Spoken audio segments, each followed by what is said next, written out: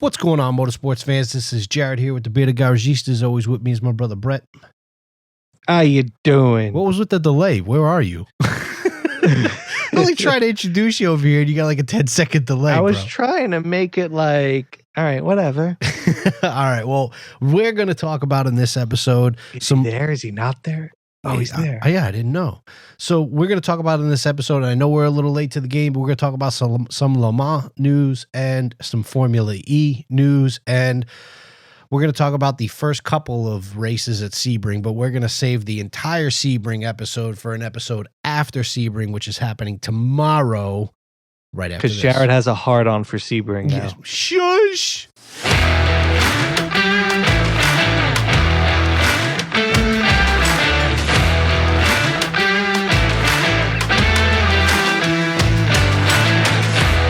The only reason why you don't have a hard on for Sebring is because you haven't been there, you dick. So let's go. Let's start with this. Everybody knows this news by now. We're a little late to the game. We had to take a little while off. Jared started a new job. Brett's got some things going on, but we're back. We're back. We didn't take too much time off. Ferrari's going back to Le Mans. Brett called it. Brett was right. He said it was going to happen. I got to give it to him. I give you credit, bro. Le Mans is going to see a Ferrari in the prototype field. Actually, it's going to be in the hyperclass field, but they will be at the upper echelon of the classes. What do you think? I'm super excited. I think it's where, besides Formula One, that's where Ferrari belongs. Ferrari belongs competing for overall Le Mans wins. All right. And as excited, I said this last time, the last time we spoke about it, we were talking about IndyCar, and I'd rather see Ferrari competing for overall Le Mans than competing in IndyCar, as much as I love IndyCar. All right. Now, I also don't necessarily want Ferrari to win because I love that they have not won overall since Ford spanked that ass. You're still hanging up on that, bro. It's the 60s, dude. It's awesome. But that's awesome. Listen, just think about it. Think about this. We're a Ford short. We are a Ford short of this being the best class in racing, period. Think about that. We have Audi. We have Porsche. We have Toyota. We have Ferrari. Who am I missing? Alpine, Glickenhaus. Who else is coming out there with a race car? That Glickenhaus looks so beautiful. Bro, everybody's coming out with a race car, dude, and Ford is the only one that's not on the train, but could you imagine if Ford did come back? Regardless if they do or don't come back, if you're not excited about hyperclass, I don't know what the fuck is wrong with you, but shit. If Ford, I heard that Ford was developing a new GT that might be able to go hyperclass. Bro. I could be wrong, but I want to say I heard this. It would be fire. And I would love to see Ferrari in IndyCar, but a part of me just thinks that that's not their place. Like why? For so long you thought American racing was trash and you made fun of it. Stick to what you know. Go back to Le Mans. Stay over there. Yeah. All right. Respectfully. Mind your own fucking business. All right. So it would be exciting, but yeah. It would be exciting, but yeah. All right. So let's get to Formula E, okay? Airstrikes and all. Take us through What's so frustrating about Formula E is how little attention it gets over here. I mean, like every single year, a new TV, station is showing it, so you never know where the hell it is. Does it get attention everywhere else? Think about that, though. It's big in Europe. You think so? I mean, I think at least more than what's here. We don't, unless you know to follow Formula E, you don't hear about Formula E. It's like Fight Club. I feel like even if you looked up the numbers of who was watching Formula E around the world, Formula E is going to pad.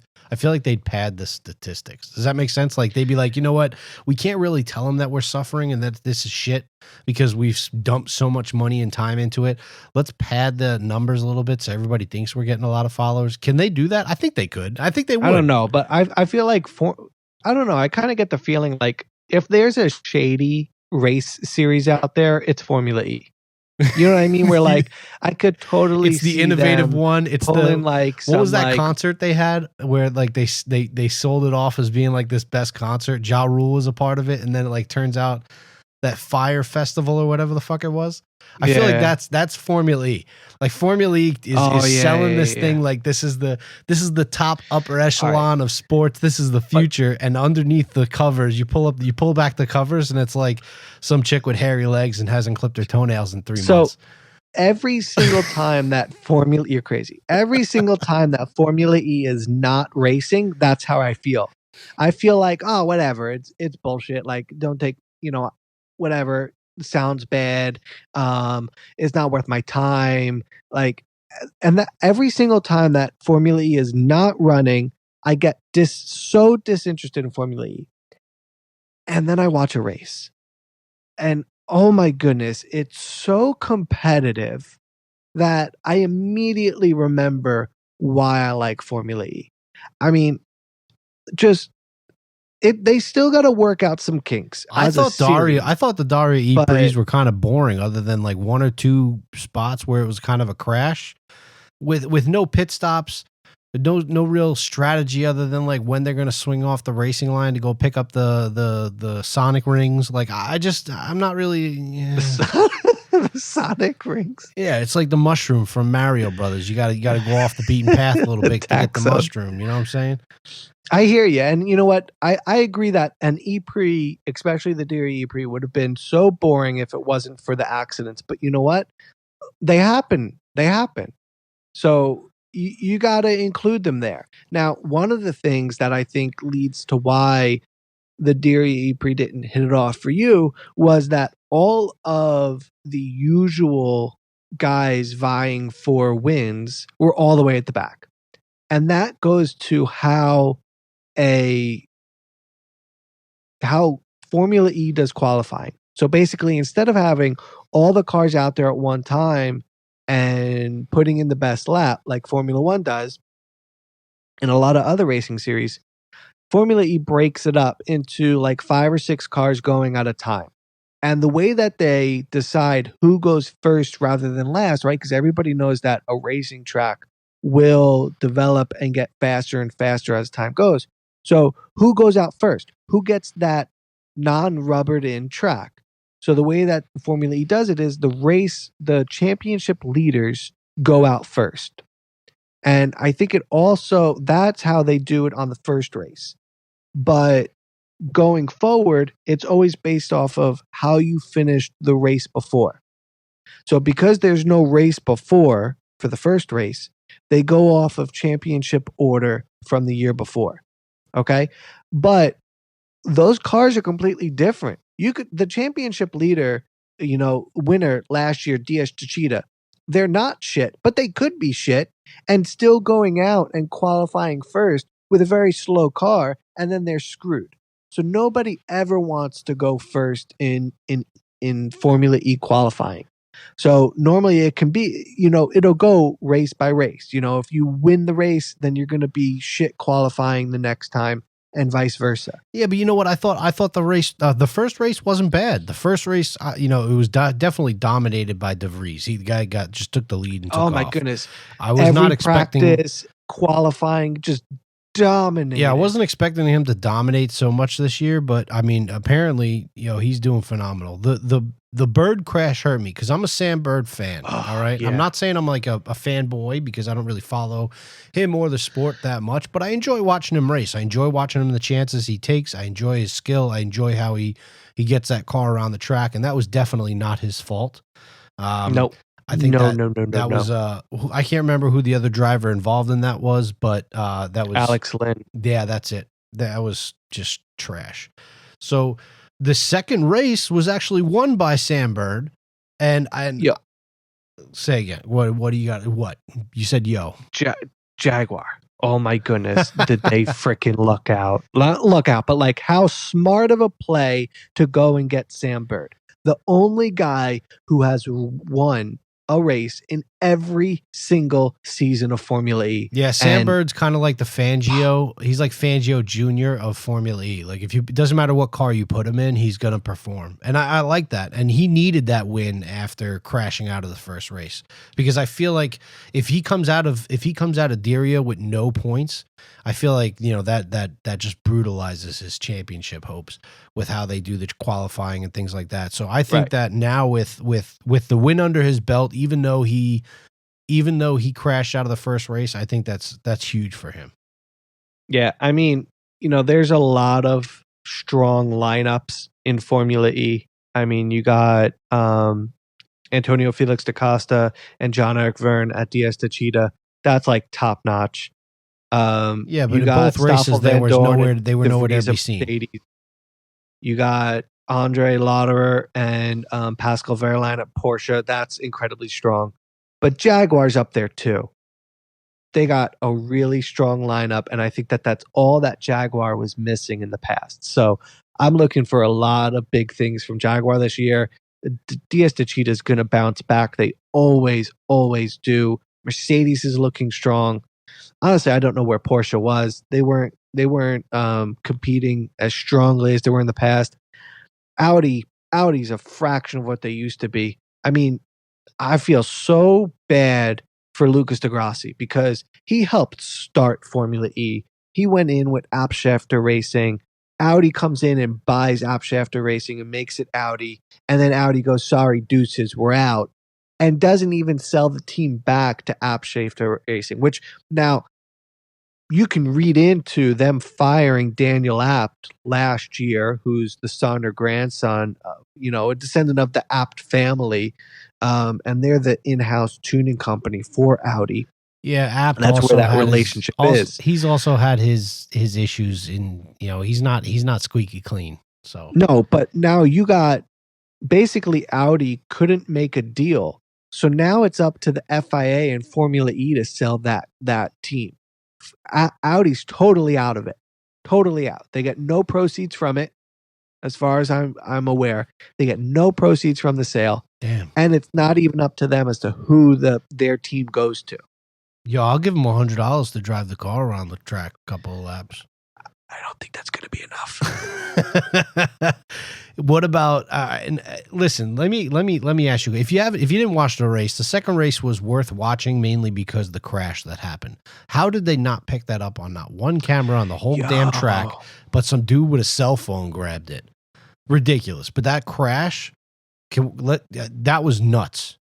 That was insane. That was an intense crash. That was scary beyond all belief. And what's funny is, when you think of a crash on these street circuits, the walls are so close that you think like, all right, so it'll probably be like, I bounce off this wall and smack that wall and it's over.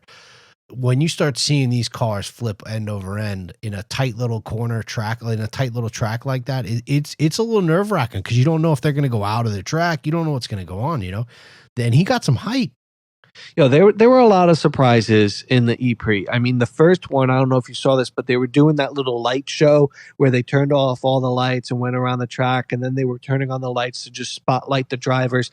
But nobody told the drivers about this. So they're literally sitting there going, whoa, where did all the lights just go? This is the first night race in Formula E history, and the whole track just goes totally dark. Like, that's hysterical. That's sketch, dude. Well, I mean, then you're watching the race and you see a safety car for the accident that they showed. And you're like, okay, I understand safety car. And then boom, red flag, race done. And like you said, they didn't show anything of that big major accident. Right. And part of it's probably is they didn't know if he was okay right away, which I totally understand. But I was sitting there as a fan going, wait, that little accident just ended the race? Like, what is going on here? It's like, what the hell just happened? Everybody, all right, I guess we're stopping this. I don't know. Yeah. I thought that I can't believe they missed it. They still haven't really even come out with a video of it. You could still find the video from the dude's cell phone, but crazy crash. And then they apparently they didn't tell the drivers about the, hold on one second. And apparently they didn't even tell the drivers that there was a ballistic missile scare.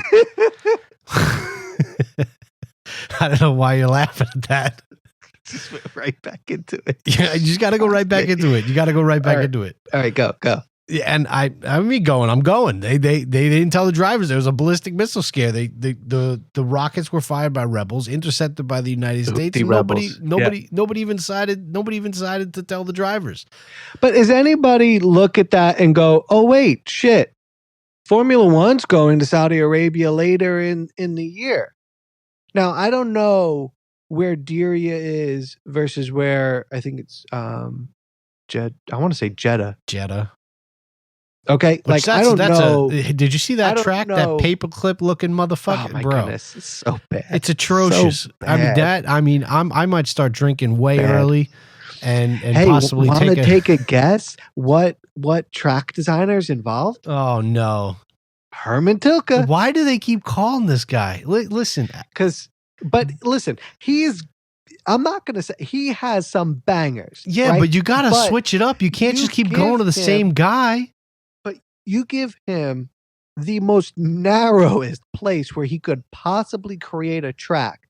He's got to use existing street roads, making little tiny bits of track where he can so that they can possibly get it up, by the end of the year. I mean, they haven't even started shit. I mean, well, they probably are. I mean, they just let go the drawings now for us to consume, but they've probably been building it for a little bit. But they got to build a track from scratch by the end of the year. But I don't know the geography of Saudi Arabia. I don't know how far the F1 race will be from the Houthi rebels, if they can fire off another, missile, if at all F1's concerned about this. But, could you imagine having to go? You have to go out there. Rocket. You have to go out there with anti-missile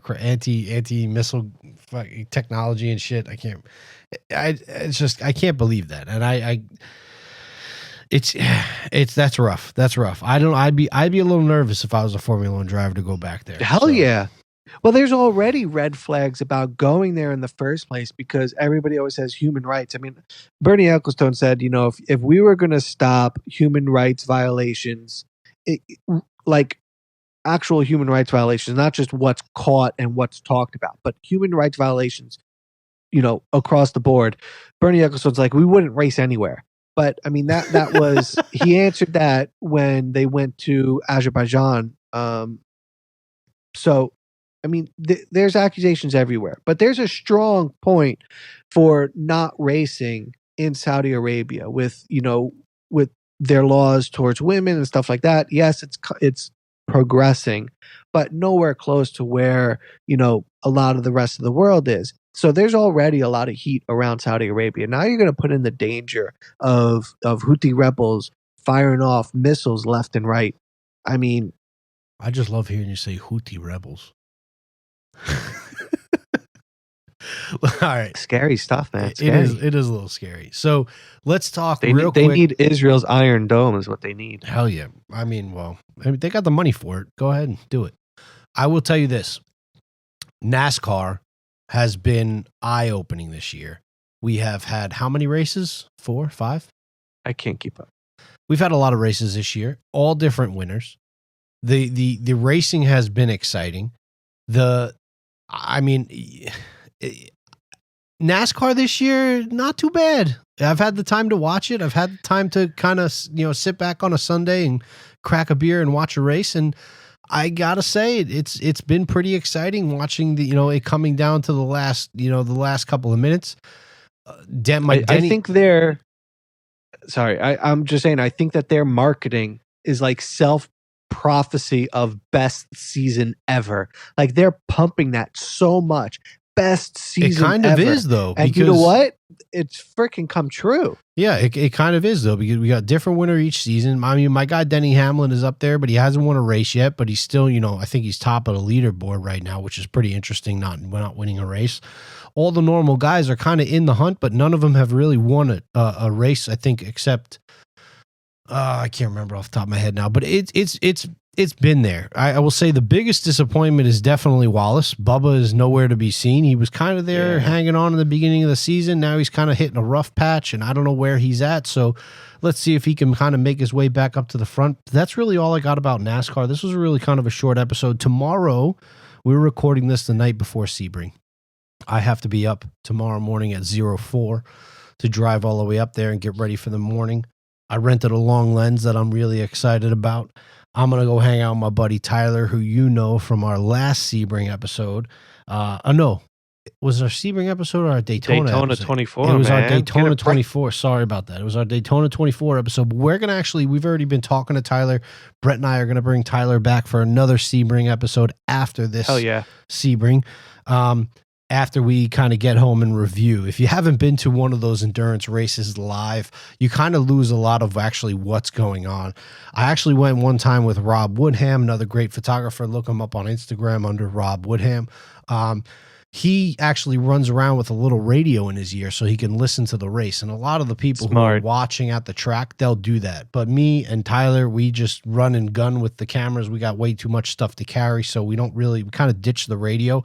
So a lot of the times we have to kind of look over, and the people there are really cool. The atmosphere is really cool. They get there, they put up those trackside scaffolding. If you ask to go on the scaffold, take a picture, they'll usually let you up there if you're really cool about it, if you look like you got a professional looking camera. It's fire. I mean, it's a hell of an event. I can't wait to get there. I can't wait to see and hear the cars run around the track. I'm stoked. I'm gonna actually go. What's up? Our friend of the show, Ken Bear, he's gonna be up there too with our other friend of the show, Rennie Bryant. Had them both on the show here, and they're gonna be up there. This is year 52 in a row for our boy Rennie. That's unreal. Amazing. Well, I'm not going to lie to you. I went one time and I'm hooked, and I will do my damnedest to be at every Sebring event from now until the end of my time, because it is a fun event. They're upset that there's no paddock passes, though. I am upset about that. Ken was telling me they were a little upset about that. Yeah, because you can't take photos without a paddock pass. However, I will say that hopefully one year I graduate to the point where I can bring my camper out there and post up shop and kind of sleep there and watch the race and things like that. But I'm really excited. And WEC actually posted that the 1,000 miles of Sebring will come back to Sebring. They will be back to run that race again, not this year, but hopefully sometime soon. And we will see. So I'll get to these episodes and get them out as fast as I can to you.